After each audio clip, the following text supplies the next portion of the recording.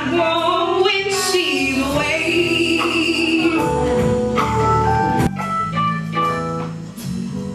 Ooh. It's not warm when she's away. Ain't no sunshine when she's gone. When she's gone, when you go too long. Anytime she goes away.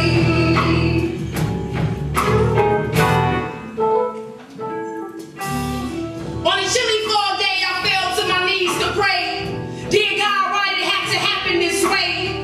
Looking at her mother preparing to say her final goodbyes, she was so emotionally dehydrated she couldn't even cry, so she just sat there staring at the gravesite, burying her daughter only the age of 23. The 3 letters that brought her to her death were HIV/C. Heather didn't get the disease from a transfusion, no. Heather got the disease from being confused and thinking if he's your man, he don't have to wear a condom, because y'all two live together and have both settled down.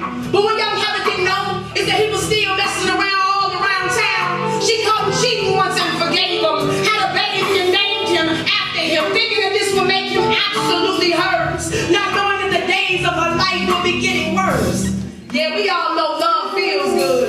So can I get an amen? We know that love hurts. So as I passed the hearse and into the church, I began to feel sick. Cause you see, my friend Heather, she wasn't a cheap trick. She didn't treat tricks to lick. She didn't dress like a hoe. And if she was having sex, she didn't advertise it so it'd be like no one would ever know. She had a college education, got a bachelor's degree in business administration. To say that she was gifted was an understatement. Her friends tried to tell her this man was bad for her, but Heather thought that this man was all life had for her. When she told me she was pregnant, I was glad for her. Never wishing anything bad for her, but bad things sometimes happen to good people. And the doctor brought in incubation. Heather asked her baby need medication. The news she received was way more devastating. The doctor said there's nothing wrong with the baby's vitals, but the baby has the virus and so do dude. And if this man here is the father and so do dude. She turned to him like, is this true? All the coward did was turn away and walked out. Went back to his house, put a pistol in his mouth and blew his brains out. Taking the easy way. What could he really say? I mean, how could he go on another day doing what he did? Ruining the life of his wannabe wife and his kid.